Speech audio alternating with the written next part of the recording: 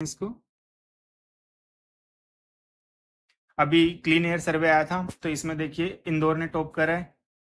काफी लंबे टाइम से इंदौर ही हमारे यहाँ पे टॉप करते हुए आ रहे हैं, है ना। तो 131 सिटीज को कैटेगराइज किया था, कितने ग्रुप में, 3 ग्रुप में करा था, ठीक है। तो ये आप बस आपको ये ध्यान रखना है कि 3 ग्रुपों में डिवाइड करा था। 131 सिटीज का इसने चार्ट प्रिपेयर करा था स्वच्छ वायु संरक्षण के तहत, ठीक है। और मिनिस्ट्री कौन सी आएगी इसमें, यही है आपकी union ministry of environment release करती है गाइडलाइंस स्वच्छ वायु संरक्षण के लिए। और ये रैंकिंग ऑफ सिटीज। और देखिए आप, इसमें क्या था, फर्स्ट कैटेगरी है इंदौर। इंदौर को जो है, इंदौर रैंक फर्स्ट, और उसके बाद में आगरा और थाने आया है, ठीक है, ये ध्यान रखना है। Indore received the highest score of 187 out of 200। इसके बाद में जो सेकंड कैटेगरी थी उसमें अमरावती, अमरावती ने फर्स्ट रैंक हासिल की है। और जो थर्ड कैटेगरी थी उसमें आपके हिमाचल प्रदेश का है परवाणु, ठीक है। तो इसने फर्स्ट रैंक हासिल की है। तो इंदौर पूछा जाएगा आपसे, अमरावती या परवाणु, ठीक है, तीनों का ध्यान रखना है आपको। परवाणु हिमाचल प्रदेश में है। और इधर अमरावती के बाद में मुरादाबाद और गुंटूर भी है सेकेंड कैटेगरी में। और थर्ड कैटेगरी में आपका ये परवाणु के बाद में अ, काला अम्ब और अंगुल है। तो देखिए आपसे फर्स्ट रैंक पूछा जाएगा, इंदौर के बारे में पूछा जाएगा, आगरा और थाने, ये फर्स्ट कैटेगरी होती है, इसी से क्वेश्चन आते हैं। पहली कैटेगरी में 47 थी, दूसरी में 44 और तीसरी में 40, ठीक है, तो ध्यान रहेगा। इंदौर, अमरावती और परवाणु ध्यान रखना।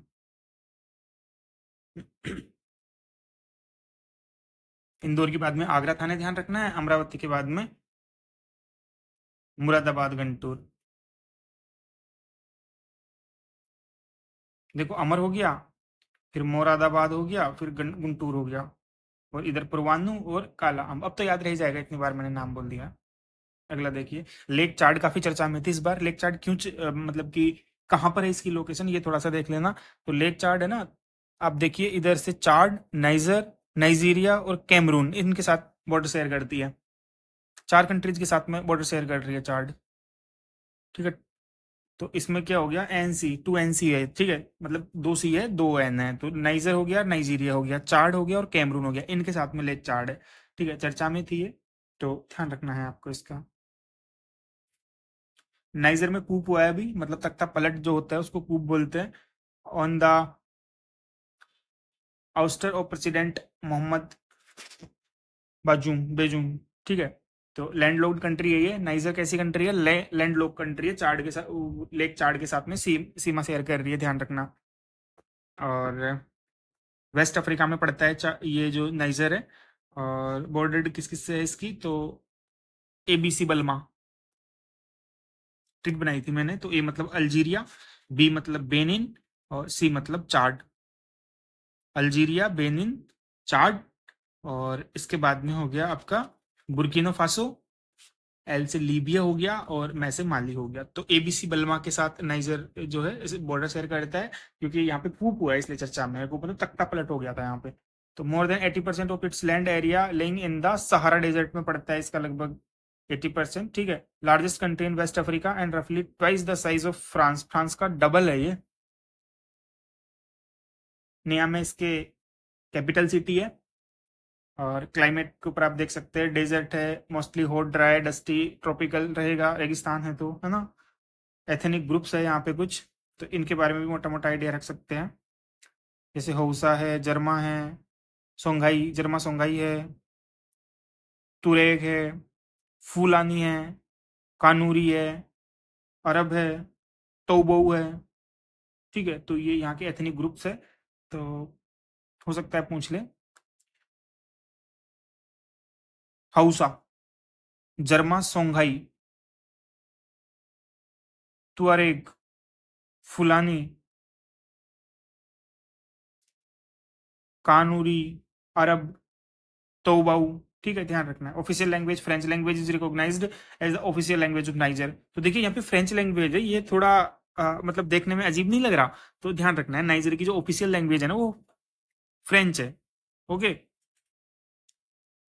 ABC बल्मा इसके जो बॉर्डर कंट्रीज है वो रहेंगे। तो ध्यान रखना आप, अल्जीरिया हो गया,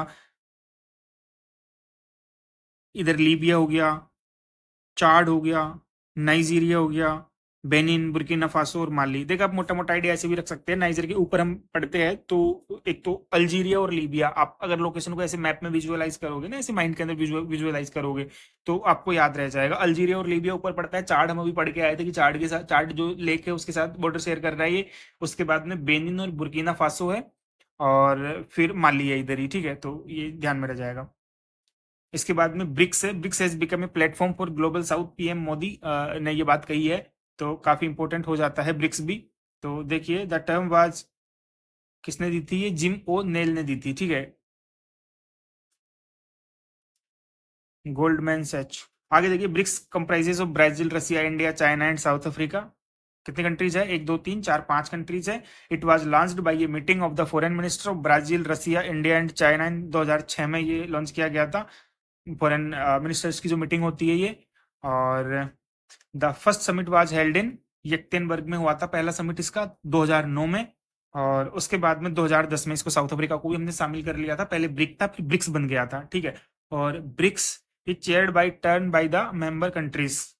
और ब्रिक्स टुगेदर रिप्रेजेंट, देखिए 27% तो लैंड मास को रिप्रेजेंट करता है, 42% वर्ल्ड पॉपुलेशन है यहाँ पे, तो देखिए लगभग आधी हो गई, मतलब आधी से थोड़ी सी कमी है। और 24% ग्लोबल जीडीपी देखिए जनसंख्या पॉपुलेशन इतनी ज्यादा है और 24% इसका ग्लोबल जीडीपी है। 16% ग्लोबल ट्रेड है इसका। और प्रोड्यूस क्या करता है, 33% of the world food produce करता है ये। तो ये देख लिया हमने, ट्रेड में 16% है, ट्रेड में काफी कम है ये। पॉपुलेशन बहुत ज्यादा है इस ग्रुप की। और लैंड मास भी ठीक ठाक है। लैंड मास और क्या बोलते हैं, ग्लोबल जीडीपी, जितनी लैंड मास है और ग्लोबल जीडीपी लगभग सिमिलर सा है, 27 और 24, ठीक है। लेकिन जीडीपी कम है, लैंड मास ज्यादा है। प्रोड्यूस 33% ऑफ वर्ल्ड फूड का, ठीक है। न्यू डेवलपमेंट बैंक, ब्रिक्स में न्यू डेवलपमेंट बैंक है, 2014 में स्थापित हुआ था ब्राजील समिट में। और multilateral development bank, first president of bank जो था ये ब्रिक्स, इसके केवी कामत थे। और BRICS contingent reserve arrangement, CRA, to protect against global liquidity pressures को वो कंट्रोल करता है। और ग्लोबल नॉर्थ और साउथ काफी यूज होते हैं वर्ड, तो आपको ध्यान रखना चाहिए, जो ग्लोबल नॉर्थ है ये refer to countries like the US, Canada, Europe, Russia, Australia and New Zealand. तो देखिए नॉर्थ में ऑस्ट्रेलिया भी आता है, न्यूजीलैंड भी आता है, जबकि मैप में हम देखते हैं तो नीचे, तो आप ये मत समझना कि ग्लोबल नॉर्थ तो इसका मतलब कि नॉर्थ साइड की कंट्रीज आएगी, ऐसा नहीं है। तो ये थोड़ा सा ध्यान रखना है। ग्लोबल साउथ में आपका एशिया, अफ्रीका, साउथ अमेरिका, मतलब कि ग्लोबल साउथ में तो अपने आते हैं वे कंट्री जो मतलब कि अभी तक डेवलपिंग नहीं है, डेवलप कर रहे हैं अपना। और जो ग्लोबल नॉर्थ है उसमें डेवलपिंग कंट्रीज है, डेवलप्ड कंट्रीज है, सॉरी, जो अपना जो विकसित देश है उनको शामिल किया गया है ग्लोबल नॉर्थ में। और ग्लोबल साउथ में जो विकासशील देश है वो आते हैं, ठीक है। Turkey's parliament approve Sweden NATO membership lifting a की हर्डल, ठीक है। तो टर्की क्या कर रहा था लंबे टाइम से, स्वीडन की जो नाटो में सदस्यता है उस पर, मतलब कि उसको, उस पर रोक लगाए बैठा था, ठीक है। लेकिन अभी उसने कह दिया कि ठीक है, आप नाटो के सदस्य बन सकते हो, ठीक है।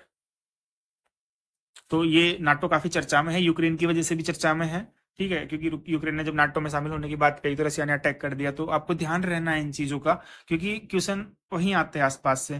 तो नाटो में क्या है, देखिए स्टेब्लिश कब हुआ था, नाटो 1949 में हुआ था, वाशिंगटन ट्रीटी के तहत इसको करा गया था। और हेडक्वार्टर इसका ब्रुसेल्स है, बेल्जियम में पड़ता है ये। और headquarters of allied command operations, Mons and Belgium में इसके क्या है, ये जो है ना हेडक्वार्टर्स है अलाइड कमांड के। और it is an intergovernmental military ally है ये, ठीक है। तो इंटर गवर्नमेंटल मिलिट्री अलाई है। एम क्या है इसका, provide collective security against the Soviet union के खिलाफ जो है कलेक्टिव सिक्योरिटी प्रोवाइड करवाएगा ये जो सदस्य देश है उनको। और आर्टिकल 5 है वो क्या करता है, considered an attack on all members, ठीक है, कि एक पे अटैक कर दिया मतलब पूरे नाटो पे अटैक माना जाएगा उसको। तो ये बहुत बड़ी बात है कि स्वीडन भी अब इसमें शामिल होने की बात कर रहा है।